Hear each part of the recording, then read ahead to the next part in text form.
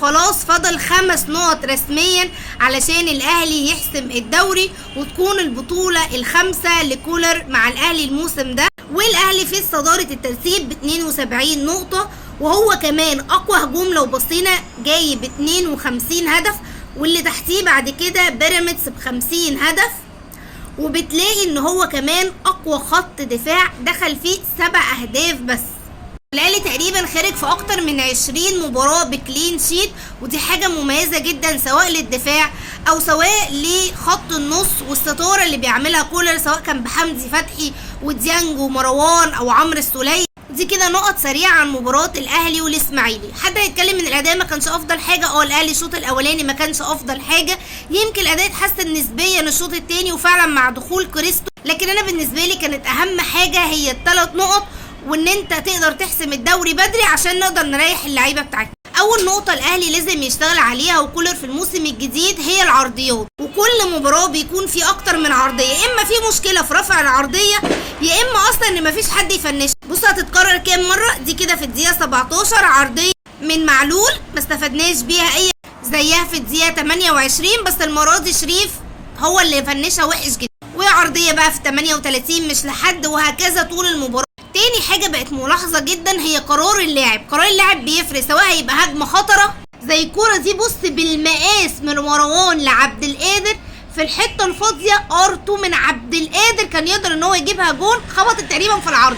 في المقابل انت بتلاقي ساعات اللعيبه بتاخد قرارات مش افضل حاجه. هنا الكوره دي في الدقيقه 19 كانت فكره اصلا كولر ان هو بيحاول يجمع اللعب، وبص بيودي تاو فين علشان يفضي مساحه لخالد عبد الفتاح يقدر ان هو يستغلها. فضينا المساحه ولعبناها تاو بقى، بص المفروض يلعبها لخالد، هو لا راح لعبها لعلي معلول والهجمه ماتت. دي كمان الهجمه دي اتردت عليك بكاونتر اتاك، كله اخطاء في التغطيه وفي القرارات. بص ديانج داخل بيعمل ايه وبيحرجم على اللاعب تقريبا، وهتفضل شغاله. بص احمد مدبولي كان فين ومفيش اي رقابه معاه، سواء حد من خط النص او خالد عبد الفتاح اللي راجع بيتمشى او تاو، مفيش اي حد. بص مدبولي جه من خط النص، بص هيفضل يمشي لحد ما يخش هنا، وكانت هجمه ممكن تكون خطر جدا ومدبولي اصلا اخدها من الدفاع. فدي عارف هجمه بعنوان مجموعه القرارات الغلط. تاني حاجه شريف نفذ الضغط ونازل تحت اهو عشان يسحب معاه الدفاع، وفعلا ضغط وقدر ان هو ياخد الكوره، وبقينا 5 لاعبين على 3 لاعبين بس من الاسماعيلي، وقفشه كان عنده بص 500 حل يقدر ان هو يلعب، الا ان هو فاضل واخد الكوره. طب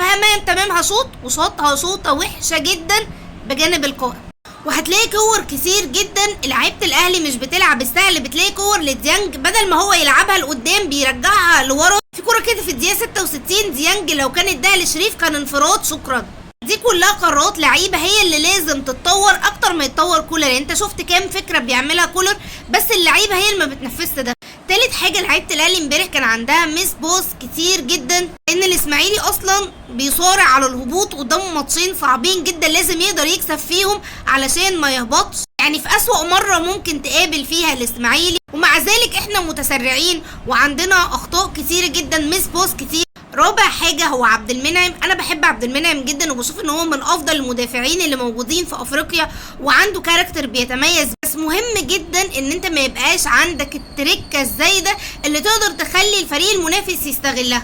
69 انا معرفش الصراحه منعم ومعلول الاتنين كانوا بيفكروا في ايه. هنا برضو لونج باص، انا مش عارفه ازاي ما فيش حد بيضغط عليه، والكوره دي بقت متكرره قوي، اللونج باص اللي بيتعمل في ظهر الدفاع عندك. وبص منعم بيعمل ايه، يعني هو ولا سابه ولا ضغط عليه ولا اخد الكوره. فهو عبد المنعم امبارح كان عمال يخطئ الغلط ويديها الكوره لعيبه الاسماعيلي، بعد كده يجي يجيبها. طب بنغلط من الاول ليه؟ التفاصيل الصغيره دي لو بتلعب في مباريات كبيره وعلى بطولات ممكن تفرق، لان ممكن الفريق اللي قدامك يستغلها. خامس حاجه بقت عند الاهلي مؤخرا هي عدم الضغط في خط النص. بص يعني سايبينه تقريبا الاتنين واقفين بيتفرجوا عليه، تاو سابه واللاعب خد وباصه وبعدين شاط، كل ده وهم واقفين يتفرجوا عليه. ويمكن كولر كان بيحاول يعالج دايما النقطه دي بانه بيلعب بحمدي فتحي وديانج ومروان 3 في خط النص علشان يكونوا ستاره دفاعيه قدام الدفاع، وفعلا نجحت معاه وخلته انه بيطلع بكلين شيت.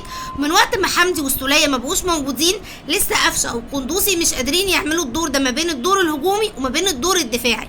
اما شريف فهو زي ما كولر كده بيقول هو عنده فعلا فقدان في الثقه، محدش هيقدر يعالجه غيره بقى هو بيقف في الاماكن المفروض يقف فيها في كتير جدا من الاحيان، بس نيجي عند الفينش زي ما انت شايف انا دي مش عارفه بصراحه، دي كل الزوايا مفتوحه، يعني عبد المنعم فاتح له كل الزوايا بيقول له ها جيب جون.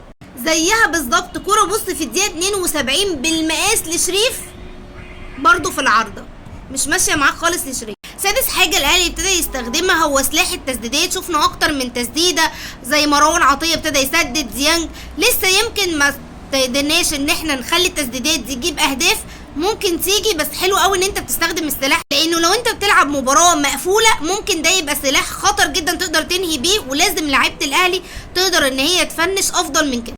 اخر حاجه طبعا مروان عطيه بياخد مان اوف ذا ماتش، تقريبا دي المره الثالثه في الموسم ده، وتسلم بجد العين اللي جابته وشافت امكانياته وقدرت ان هي توظفه. هو ما كانش بيلعب في المكان ده في الاتحاد، قدر ان هو يوظفه، سواء بقى مروان في قطع الكوره هايل جدا، كمان عنده رؤيه جيده جدا للملعب زي ثرو باس كده اللي لعبه لعبد القادر، واكتر من ثرو باس يقدر ان هو يعمل لك هجمه خطر.